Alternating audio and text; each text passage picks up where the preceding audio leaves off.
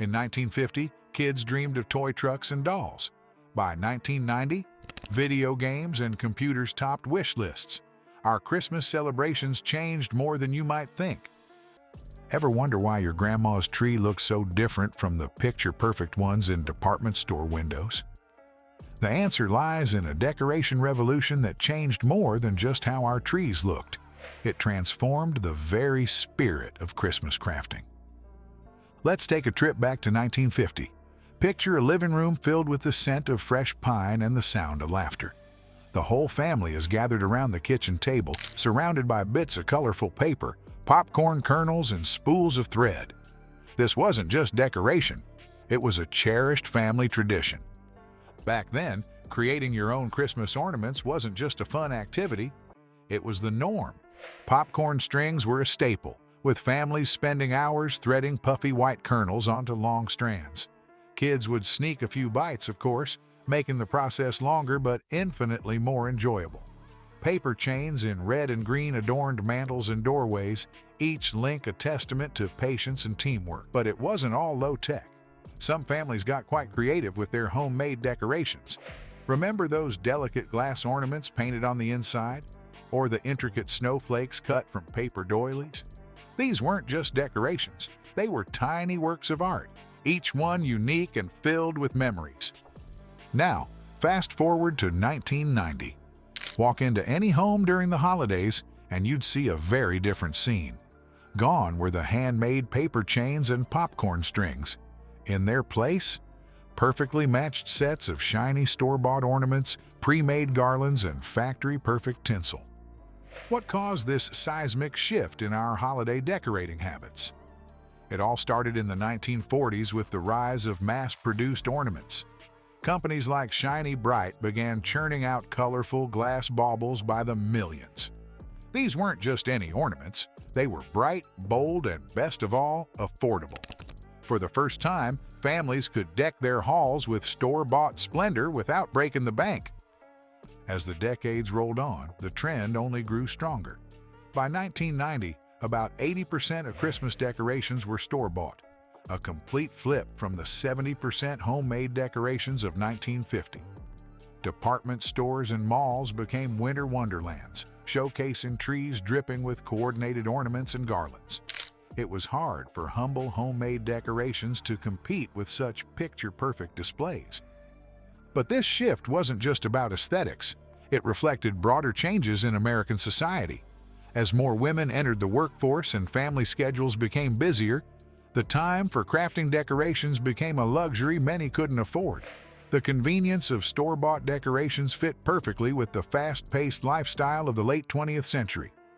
This transition from handmade to store-bought didn't just change how our trees looked, it altered the very nature of holiday preparations. Those cozy nights spent crafting as a family became less common. The personal touch of handmade ornaments was replaced by the uniform beauty of mass-produced decorations. Yet, even as store-bought decorations dominated, they couldn't entirely erase the charm of homemade creations. Many families held on to cherished ornaments crafted by grandparents or kept as school projects.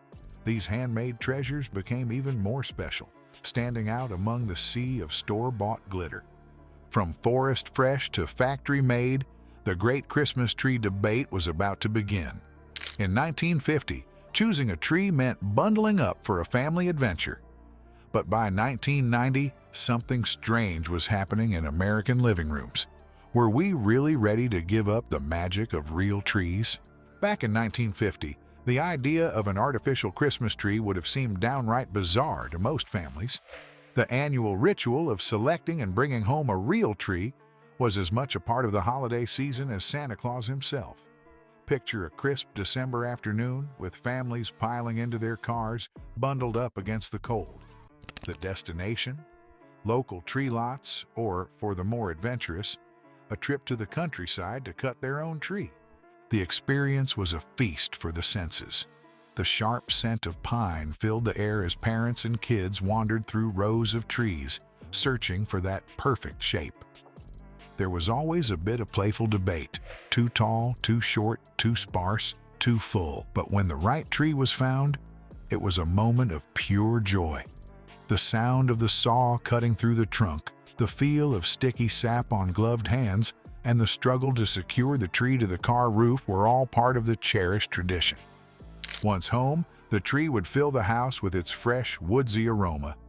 Families typically waited until sometime between Thanksgiving and Christmas Eve to set up their trees, savoring the anticipation. The living room would be transformed, with the green branches reaching out, ready to be adorned with lights and ornaments. It was more than just decoration.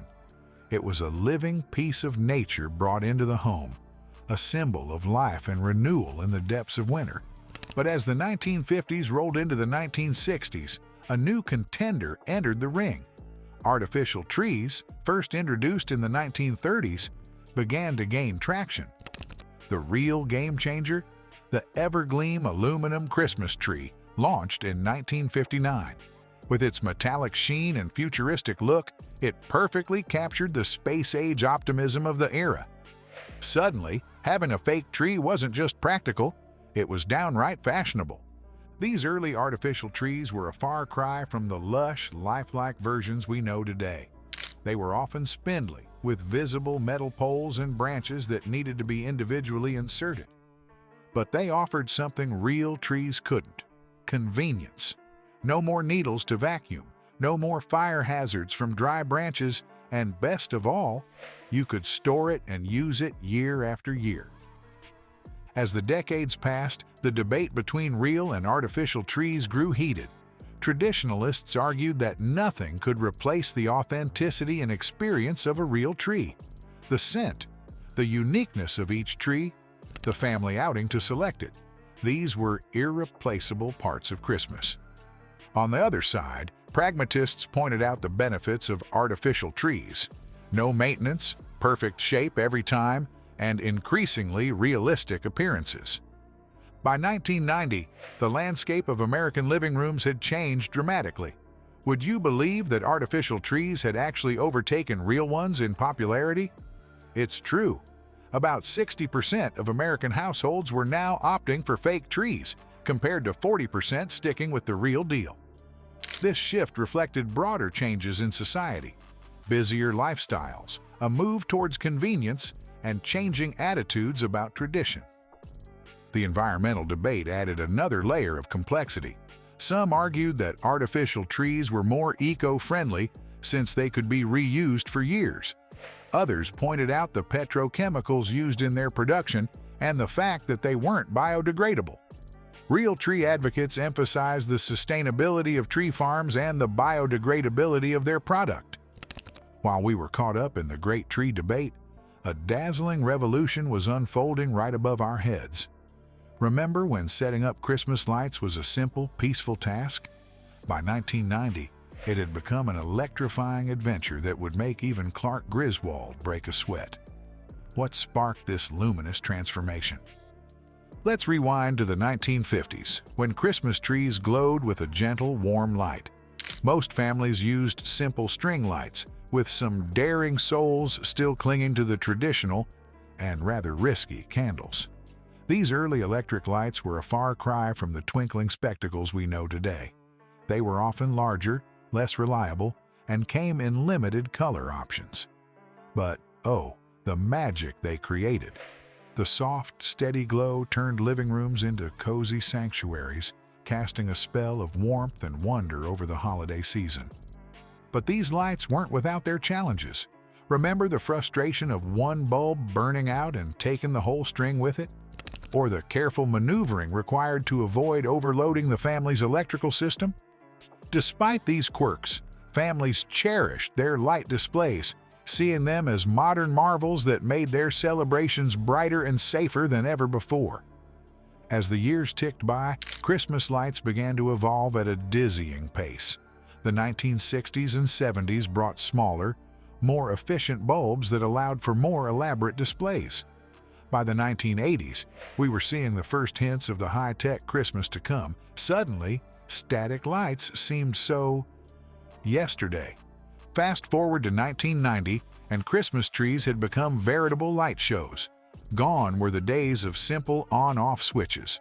Now, trees could twinkle, fade, chase, and even dance to music. The introduction of computerized light controllers meant that homeowners could program complex light sequences, turning their trees into festive works of art. But it wasn't just about flashy effects.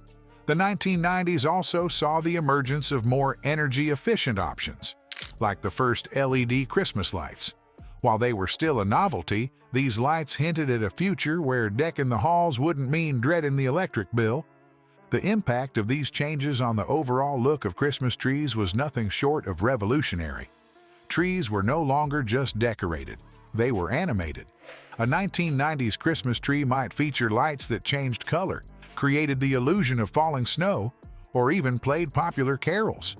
It was as if the trees themselves had come to life, becoming active participants in the holiday festivities. This evolution in lighting technology did more than just make trees prettier.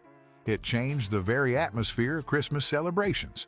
The warm, steady glow of the 1950s had given way to a more dynamic, energetic feel. Living rooms that once felt like quiet, candlelit chapels now pulsed with the excitement of a miniature Times Square. As we string up our own lights today, it's worth taking a moment to appreciate this illuminating journey. From the simple strings of the 1950s to the computerized displays of the 1990s, Christmas lights have always been about bringing a little extra magic into our homes. Whether you prefer the nostalgic glow of vintage bulbs or the dazzling displays of modern LEDs, there's no denying that Christmas lights continue to brighten our holidays in ways both old and new.